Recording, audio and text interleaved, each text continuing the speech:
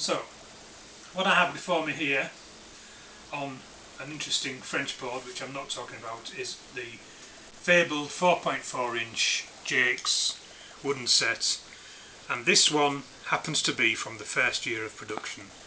There are only, as far as we know, 5 sets from the first year of production known, 1849.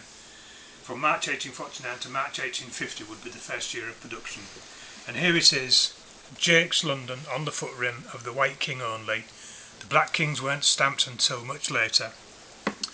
Very elegant looking shape to the bishop, and it has the slim Jim, very thin faced knight, which was the start of the production design. They used this knight initially. Now this set had some damage when we were fortunate enough to get it, and I'm in the process of restoring it. And what is happening at the moment is that the basic restoration process has been done. I've done some black pawns, I've replaced the top to a white bishop, and I made a white knight. And I'm waiting now to make sure this isn't polished, as you can probably see the difference in the polish. I'm waiting to see if this colour changes, if I need to do it again, you know, before I polish it, obviously. So I think the weight's come out of this, yes, so weight back in. So how do I know it's from the first year of production? Well, some of the pieces came with the little Victorian registration diamond on, and now I'm just going to tell you what that is. So there were 7 or 8 pieces with these diamonds on. Some of the other pieces had them missing.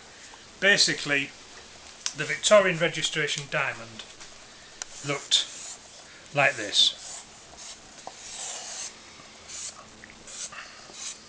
and it had the class number for wood in the top.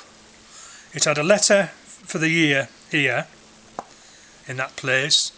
It had a letter for the day here, a letter for the month here, and a bundle number here. Now the bundle number, it refers to where the bundle of documents that were registered on that day and that time are kept, and that doesn't really need to worry us. But so when you're looking at these registration documents, these registration diamonds, you can tell that this one in particular, referring to Professor Sir Alan Fair's wonderful book on Jaques sets, where he goes into the ins and outs of the first year of production, the first couple of years of production, that this is not from the very first batch of pieces, because the errors on the lozenge aren't on this one, but it is from the first year of production. So it's an extremely rare set, and of course the point about this is the size. It's not just the beautiful elegant lines and how wonderfully clean the lines of it are, how nice the knights are and all the rest of it, is that these sets, the club sets, this for example, is a king and a queen from a St George set, and you can see, well, this one's got a little bit extra on the top, but they were about 4.5 inches tall, generally speaking. This one's a bit more than that, but this is about the size that of the sets that were used in the St George Club in London, and they're very popular all throughout the 19th century and on into the 20th century. People were still playing with these. Ray John sets in Paris, of course, were another very popular design, but this was the set that was going to stop each club having its own type of set. This was the design which, as it is now, is used throughout the world. And here, for example, is another 4.4-inch set. As you see, it's a bit later, and it has some very slight differences. I mean, it's missing its crosses on this one. There's some very slight differences just in the shape of the top. The bishops, for example, with a bishop, white bishop. The bishops, for example, there's a slight difference in the shape of the bishop, the size of the ball, the cut. It's only slight, but this is a later set and it will eventually be restored. There's some damage on it, which needs to be attended to. The rooks, in fact, are nicer on this set, and however, the main problem with this set is it has a complete set of the wrong knights.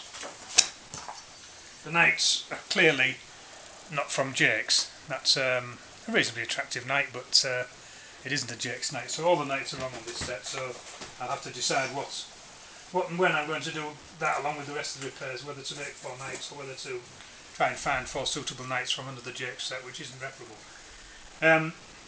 So, in buying an antique set, I don't want to propose to go into prices, but the thing is that if you find something as rare as this, the later sets are equally nice and very collectible, but these very early sets are just something that every serious collector would really like to have, and pay presumably a substantial sum of money for it. So for the moment I'm just leaving this stand, we're admiring it, it's our set, and that's why I can talk about it, and it will eventually be finished and polished and be as good as old, I hope.